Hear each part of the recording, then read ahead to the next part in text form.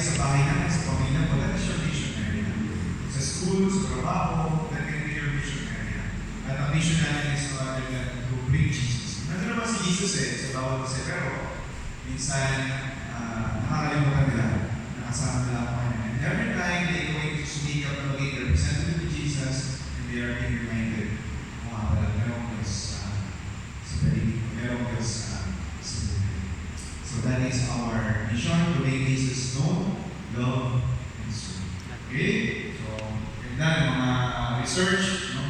Starting from literacy, no? Walang palya. May nakalimutan ko yan.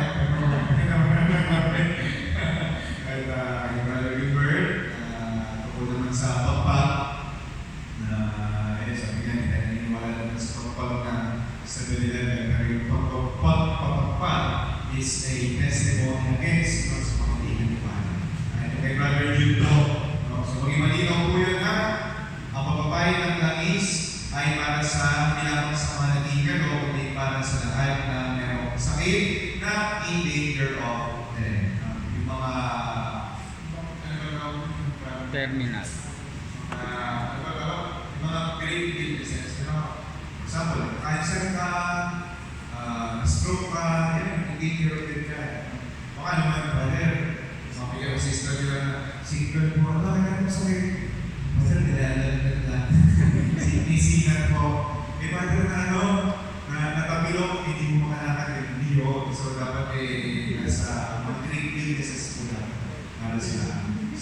Natutunan din natin kay Jesse yung principles of mission. Again, yung sa testimony ni Sister Rod, nakaka-inspire po, diba?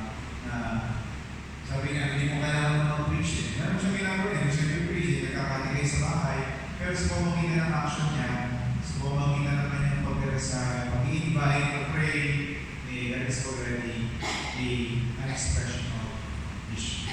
Siyempre, huwag natin kalimutan yung nag-moderate,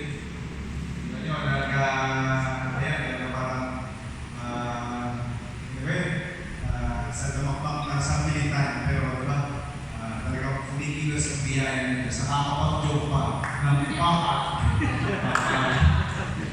Kaya kasi nila sister serious sa papa. So, pero diba, talagang kapag hinayaan mo yung sarili mo na kikilos ang Diyos. Amen?